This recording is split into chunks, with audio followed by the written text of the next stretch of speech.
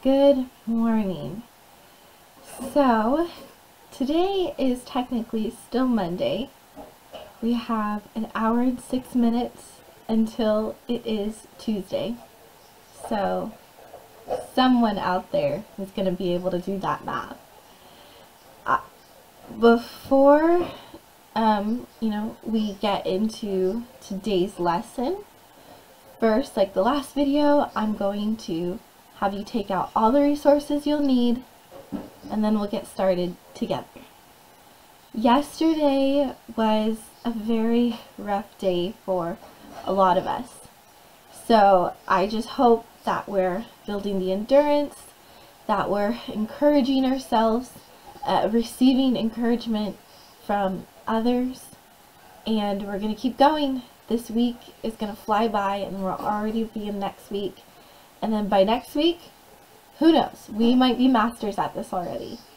So let's do this together and let's really have fun. I was so happy seeing how positive all of you were being. There was a lot of comments like, oh, homeschool is way better than actual school. Although I disagree, I am very happy that you are adjusting and that, you're looking at things in a very positive outlet and you're looking at things with a heavenly perspective, knowing that, God's will is perfect and, we will be blessed in being obedient to His will. Okay, enough talk, enough chatter, let's begin. Alright, yesterday we completed the reading and annotating. We read paragraphs 1 through 19. We responded to our short response question, and we did our lesson 6 context clues. So I hope that you did these as well. I'm so sorry about Bible. Yesterday was just so packed with things to do that I wasn't able to get that one up in time, but I for sure will have 16.2 and we could just start from there. Today is a fairly easy day. When I go into the section on ELA, and I go to Tuesday, I see that I need to first read the short response questions. Then I need to read and annotate paragraphs 26 through 29. And then finally I need to complete the short response questions and write a 4-sentence summary. So there's no charts today. We're just reading, annotating, creating a summary, and answering some questions. So what you will need out today is this paper, because we are going to be working on this paper today. So our second read, HerculesQuest, paragraphs 26 through 29.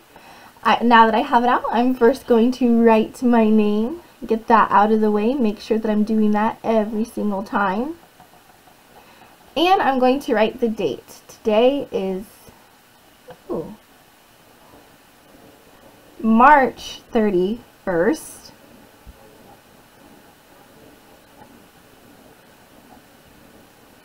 Deposit? 2020.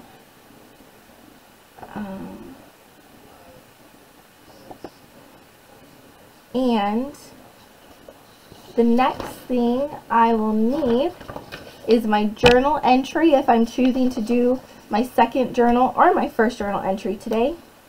And the last thing is our Confronting Challenges booklet. So those are all the resources you'll need for today. Let's follow directions and read our short response questions. So here we go. Number 1, reread paragraph 20. What happened when Hercules shrugged his shoulders? How does this show the seriousness of Hercules' task to hold up the sky? Number 2, look at paragraph 25. It begins with, "That's no more than fair, and I'll do it," replied the giant, for Atlas had no unkind feelings towards Hercules and was merely acting with a too selfish consideration of his own ease. What sort of inferences can we make about Atlas's character based on this evidence? Number 3. Reread paragraph 26. How does Hercules convince the giant to take back the sky? What character traits could we use to describe Hercules? Number 4. How is this story similar to the rabbit and the coyote and the valiant little tailor? Use evidence and examples from the text to support your answer. We kind of talked about the rabbit and the coyote yesterday, but we hadn't talked about the valiant little tailor. So I want you to be thinking about how these stories are so similar when we continue. And lastly, number 5, what is the theme of Hercules' quest? Remember, the theme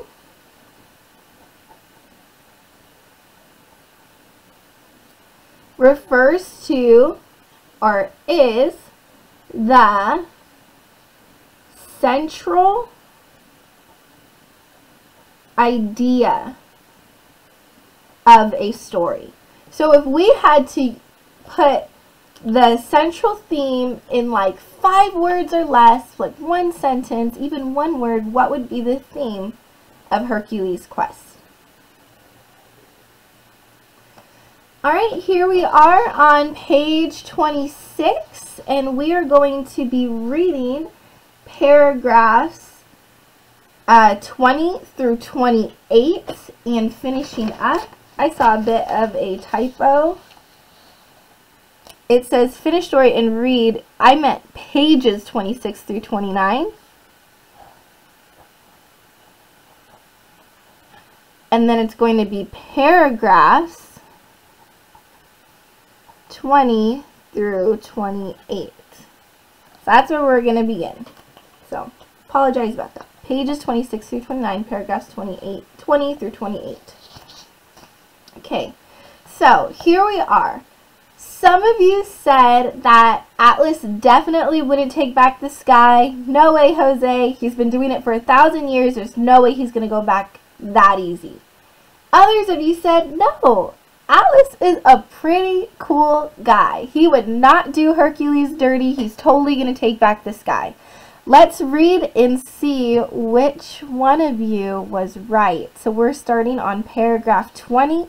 Here we go. Here Hercules grew impatient and gave a great shrug of his shoulders. It being now twilight, you might have seen 2 or 3 stars tumble out of their places. Everybody on earth looked upward in a fright, thinking that the sky might be going to fall next.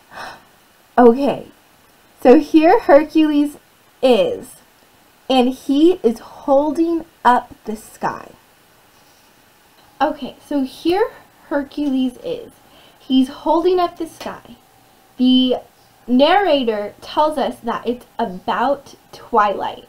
So twilight is the period between dawn and sunrise. So dawn is when it's really, really early in the morning and you could sort of see the sky starting to brighten, but it's not sunrise yet. And then, as the sun, slowly shifts and shifts and shifts, then the sun comes up and it's finally sunrise. Twilight is that period in between when the sky is getting brighter and when the sun is officially up in the air. So here it's twilight and Hercules is holding up the sky and then he shrugs his shoulders. He's so upset and then he's just like, and then suddenly when he does that, it says 2 or 3 stars stumble out of place. Everybody on earth looked upward, affright. That means they're like, what was that? And then they saw the stars falling, they saw the stars tumbling, and then they thought the sky might fall as well. So that's a little, what do you think? How does this show you the seriousness of what Hercules is doing? What do you think? So you're going to write your response right here. When it says that everyone on earth looked up affright, thinking the sky might be going to fall next. 2 or 3 stars tumble out of their places. So how does this show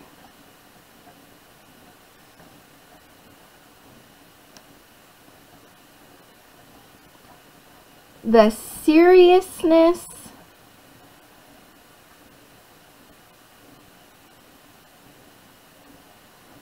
of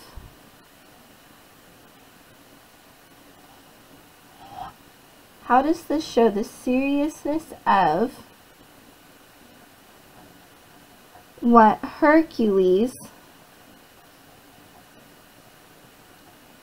is doing? Okay, you don't have to write the question, just write the answer and make sure you pause the video while you do so. Alright, we're going to move on. "Oh, that will never do," cried Giant Atlas with a great roar of laughter. "Ha ha! I have not let fall so many stars within the last 5 centuries. By the time you have stood there as long as I did, you will begin to learn patience." Ooh. What is it? Giant Atlas is throwing some shade at Hercules. So he says 5 centuries. How many years is that? 1 century is 100 years. So 5 centuries is how many years? I'm sure you've said it. It's 500. Okay. Let's move on. 22. "What?" shouted Hercules very wrathfully. "Do you intend to make me bear this burden forever?" As soon as Atlas says, "As long as I did, you will begin to learn patience," Hercules is like, "What are you talking about? I am not, there is no way, no how that I am going to be here for a fraction of 500 years. No. You can't make me do that, Atlas." So Hercules is really angry. Let's go on to paragraph 23. "We will see about that one of these days," answered the giant. "At all events, you ought not to complain if you have to bear it the next 100 years, or perhaps the next 1,000. I bore it a good while longer, in spite of the backache. Well then, after 1,000 years, if I happen to feel in the mood, we may possibly shift about again. You are certainly a very strong man, and can never have a better opportunity to prove it. Posterity will talk of you, I warrant it." Okay, to me, it sounds like Atlas is being pretty lighthearted. He's not being sort of like almost blackmailing Hercules or forcing him to hold up the sky. It seems like he's being pretty good-natured with Hercules and is sort of joking around. It sounds like he's saying, "Oh, after 1,000 years, if I feel like it, we will switch. You can have it for 1,000 years, and then I'll take it back. And hey, if you held up this guy for 1,000 years, you would just prove how strong of a man you are." Isn't that what men love to do? Prove how strong they are? Some men. But then he goes and says, "Posterity will talk of you." I have no idea what posterity means. So I'm going to circle that, and I'm going to put a question mark. Then I'm going to write posterity means. Now, there isn't any real context clues to give me a better idea on what posterity means. So I'm going to look it up. So let's see. posterity says all future generations of people.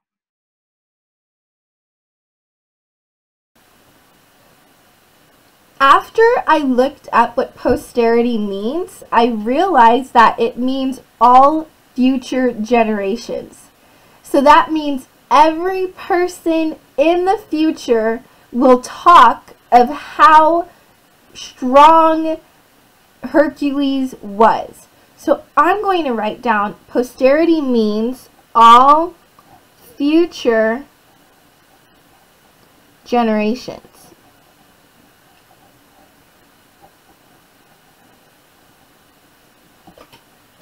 All future generations. Okay, let's move on. Psh! Cried Hercules with another hitch on his shoulders. Just take the sky upon your head one instant, will you? I want to make a cushion of my lion's skin for the weight to rest upon. It really chafes me and will cause unnecessary inconvenience in so many centuries as I am to stand here. So Hercules says some interesting things. One, he says to take the sky upon your head one instant. So that kind of sounds, at first when I read it, it sounded like he's just telling Atlas to take the sky and he doesn't want to deal with it. But then it goes on and he says, it really chafes me and will cause unnecessary inconvenience in so many centuries as I am to stand here. So it sounds like Hercules is saying that he's going to stand there for centuries, for more than 100 years. To understand what Hercules is saying, we have to understand a few words in this paragraph. So first, let's look at the word chafe. So here is the word chafe. It really chafes me. Chafe means when there's something rubbing against your skin and it either causes like discomfort or a rash or it causes your skin to get sore. And then we have this talk of lion skin. In this story, we don't have any reference to what lion skin is. But when I looked up online, apparently Hercules was known for wearing lion skin and carrying around a really big club. And so think of like a club, like a really big, like wooden, like almost bat looks like. It's kind of like a weapon, an ancient weapon.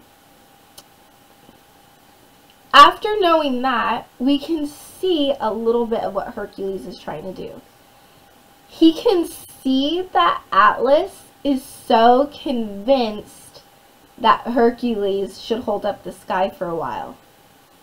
Hercules cannot fight back with his hands or else the sky would fall. So he has to fight back using his mind and his words. So he says to Atlas, okay, well, just take the sky upon your shoulders. Let me make a cushion of my lion's skin. And that way, you know, I'm wearing the lion's skin and it just rubs against my skin and it makes me really sore. So let me just make a cushion so that way I could use the lion's skin to help bear the weight and it won't rub my skin and make me sore. Because if it did make me sore, that would be a really huge inconvenience while I'm here for 1,000 years. Or 5,000 years. Do you think Atlas is going to fall for that? Now, do you think that Atlas is going to fall for Hercules' trick?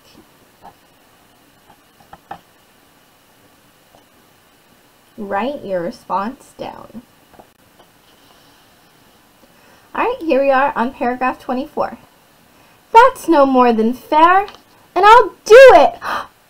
replied the giant, for Atlas had no unkind feelings towards Hercules, and was merely acting with a too selfish consideration of his own ease.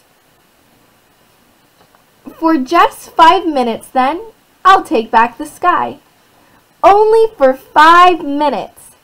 I have no idea of spending another 1,000 years as I spent the last. Variety is the spice of life, I say.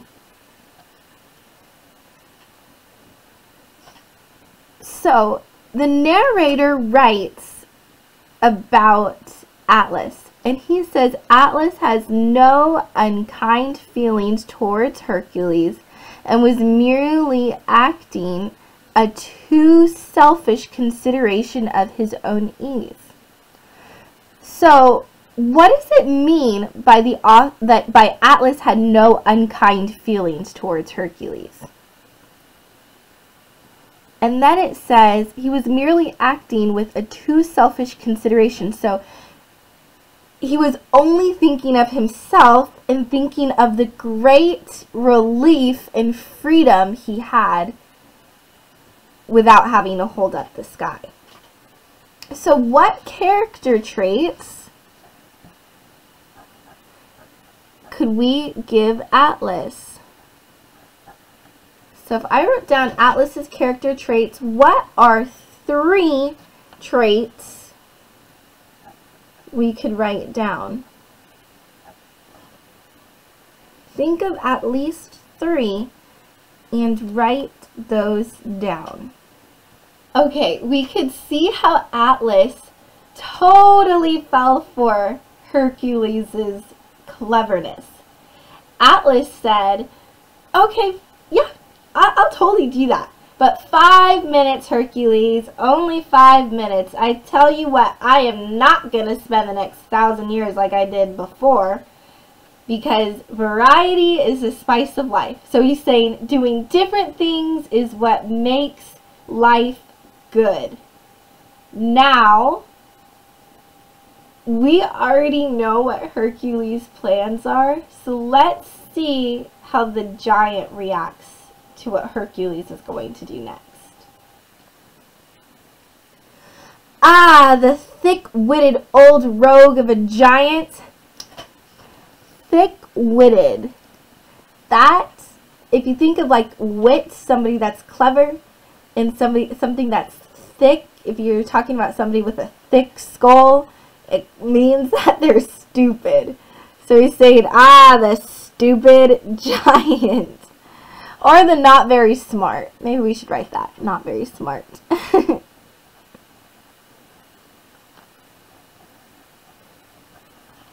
Okay. Ah, the not very smart rogue of a giant. He threw down the golden apples and received back the sky from the head of the shoulders of Hercules upon his own, where it rightly belonged. So the author is sort of saying, it was not Hercules' responsibility. It was Atlas's responsibility to hold up that sky. And Hercules picked up the 3 golden apples. They were as big or bigger than pumpkins, and straightway set out on his journey homeward. He moved on without paying the slightest heed to the thundering tones of the giant, who bellowed after him to come back. Okay, when I first read this, not gonna lie, I felt super bad for Atlas. He was totally duped, tricked, even though it was wrong of him. Hercules tricked him, picked up the apples, and then just kept walking. He didn't even bat an eye. He didn't even look back. And then the giant is just yelling, calling after him, saying, come back, come back. And Atlas can't do anything about it because he can't move. If he did, the whole world would be... So, what do we think about Hercules? Was this a heroic act that he did, you know, using his mind? rather, you know, because he had no weapons to use? Or do you kind of feel sorry for Atlas and think, maybe Hercules should have held it up for just a little bit longer? Maybe at least until Atlas, you know, ran his errand and came back. But on the other note, I'm thinking, if Atlas did his errand for him, would Hercules have completed the quest? Probably not, because even though Atlas was helping, it was still Hercules' responsibility, just like it was still Atlas's responsibility to hold up the sky. So I don't know. What do you think? Go ahead and write whatever's on your mind, whatever is churning there, your thoughts. Write that. Annotate that in the notes section next to paragraph 26.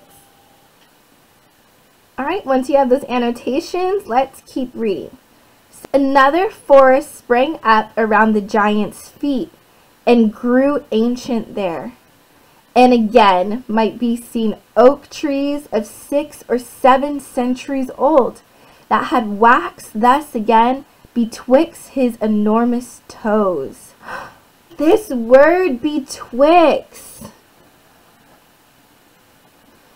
This is like a very old word.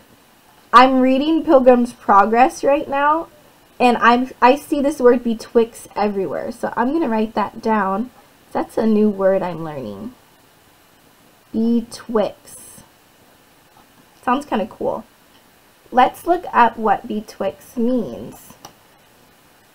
Before looking it up, I want to use some context clues that might tell me what betwixt means.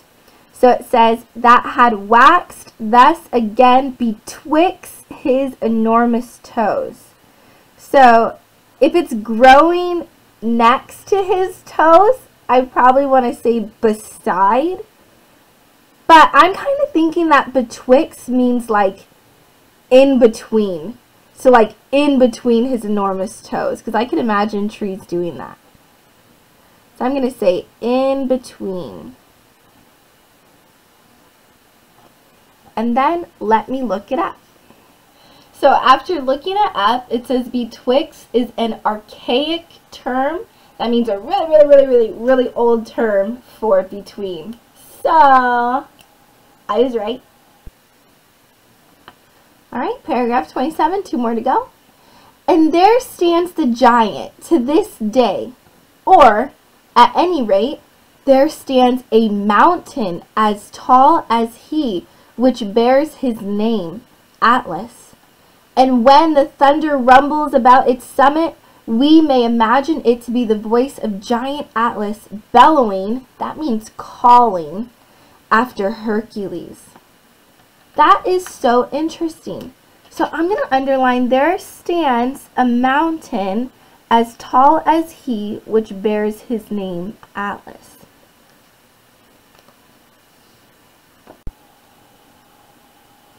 At the beginning of our story, we talked about how myths described were people's way of describing the world around them. So it was describing, you know, how they made sense of things, maybe how certain things in nature came about. So when it says, there stands a mountain as tall as he, which bears his name, Atlas, how are they saying that a certain mountain named Atlas was formed?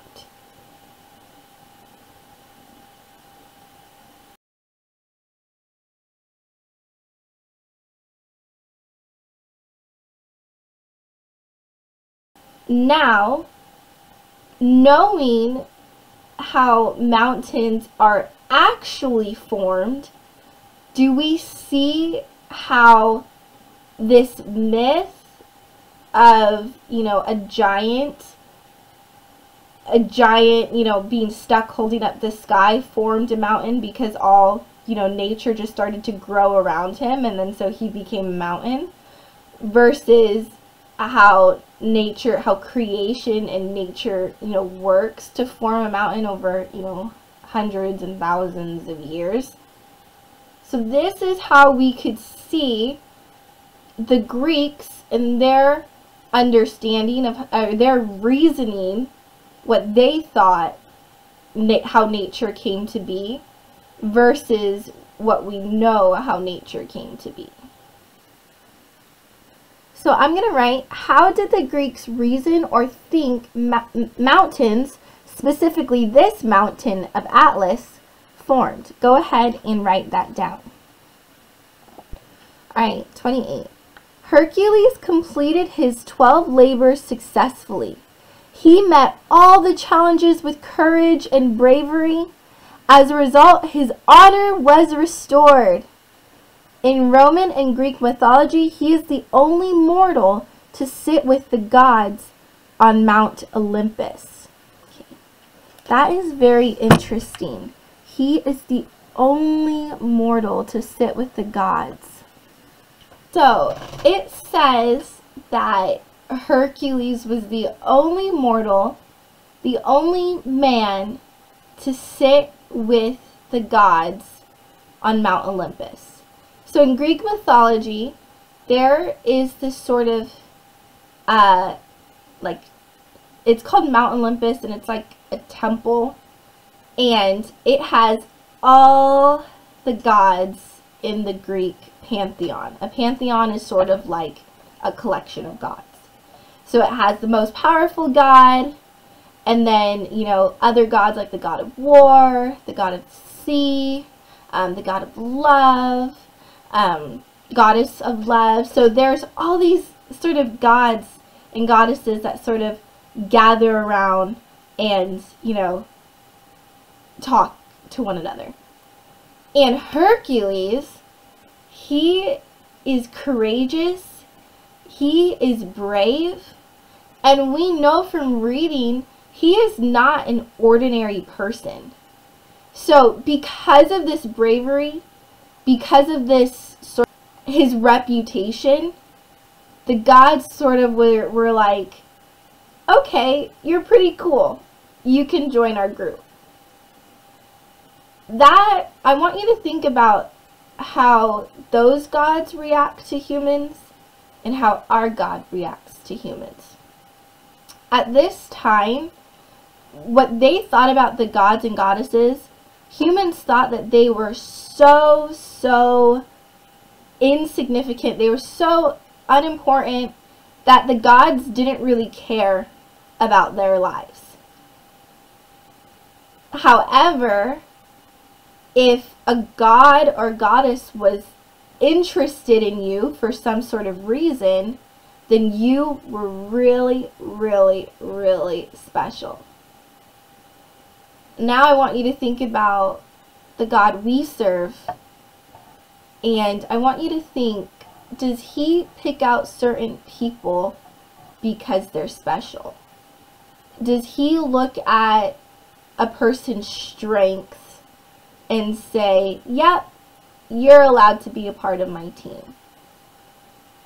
And when it comes to God's care for humans, is he like the Greek and Roman gods where they don't really care for humans? Or is he deeply concerned with every single person? So I want you to reflect on that and kind of see the difference between Greek mythologies and what we believe in. So kind of focus on that.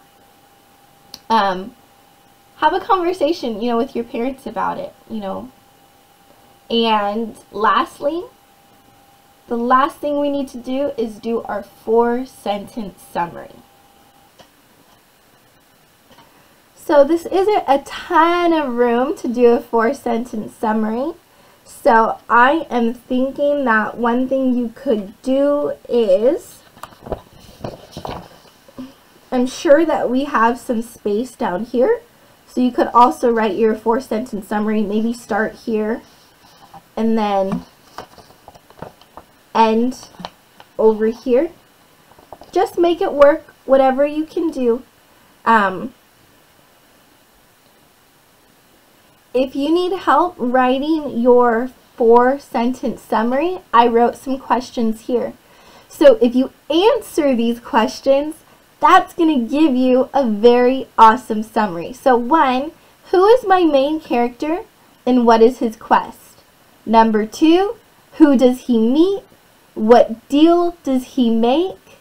Number 3, how does Hercules outwit Atlas? And number 4, what happens to Atlas and Hercules in the end? Alright, so now that we have finished our reading, we are ready to get done with these short response questions. Again, make sure that your first and last name is here and the date is here. And make sure you're using complete sentences, punctuation, and capitalization. So number 1, I'm not going to go through all of these because if you are really following along with the video, you will have all of these answers in your annotations, and you'll just be able to copy your annotations onto the question, the response area. So, number 1, reread paragraph 20. What happened when Hercules shrugged his shoulders? How does this show the seriousness of Hercules' task to hold up the sky? So, if I go into my text and I go to paragraph 20, I should have written a response here on how that was super serious and how did it show how serious it was for Hercules to keep that sky up. Number 2, look at paragraph 25. It begins with, "That's no more than fair, and I'll do it," replied the giant. For Atlas had no unkind feelings toward Hercules and was merely acting with a too selfish consideration of his own ease. What sort of inferences can we make about Atlas's character based on this evidence? So what could we say about Atlas? Remember on verse 25, we wrote 3 traits to describe Atlas. Number 3 says, reread paragraph 26. How does Hercules convince the giant to take back the sky? What character traits could we use to describe Hercules? I do apologize. I think paragraph 24. Paragraph 24 might be a better paragraph to read about what Hercules says to convince the giant to take the sky back for a little bit so that Hercules could be free of that burden. Number 4, how is the story similar to the rabbit and the coyote and the valiant little tailor? Use evidence and examples from the text to support your answer. So remember on our last week, not last week, like 3 weeks ago, I'm sorry, we read the rabbit and the coyote, and then we read the valiant little tailor. So I want you to think about what are the similarities. We have the rabbit and the coyote's doing something very similar to some characters in the story. And then we have the valiant little tailor who goes on a quest and he meets a certain someone. How is that similar to Hercules meeting Atlas, who is a giant? So what are the similarities? Make sure you go back into the text and you pull out something in the text, so a sentence in the text, and tell me how that supports your answer. So I might say, this story is similar to the rabbit and the coyote because, and then use evidence. Say, in the rabbit and the coyote, they did blah blah blah blah blah. And then in Hercules' quest, they did blah, blah, blah, blah, blah. So make sure you're using examples. And then I'll also have another sentence and say this is also, make sure I'm using my linking verbs. This is also similar to the valiant little tailor because. And then give me an example on how it is similar. And lastly, what is the theme of Hercules' quest? I want you to think about what the theme is to the valiant little tailor. Remember when we talked about the valiant little tailor had brains over bronze? He used his wit to outsmart the giant. Now, if we're thinking about Hercules and how he overcame his challenge, how did he overcome his challenge? Remember, he didn't use weapons. What did he use? And once we can think about that, let's write what the theme is. So I'm going to start with the theme of Hercules' quest is. Make sure you fill that in. So questions 1 through 3 we already wrote in our annotations. Just write what you have down in your notes. Incomplete sentences using punctuation and capitalization. And then lastly, you're going to do questions 4 and 5 on your own. We are finished with ELA for today. So be sure to cross out what you've completed today, and then be sure that you are also completing your reading log, your handwriting, and your journal entry. So if you didn't do a journal entry yesterday, I would totally recommend that you do one today. Let me know if you have any questions or if you need any help. This was a great job.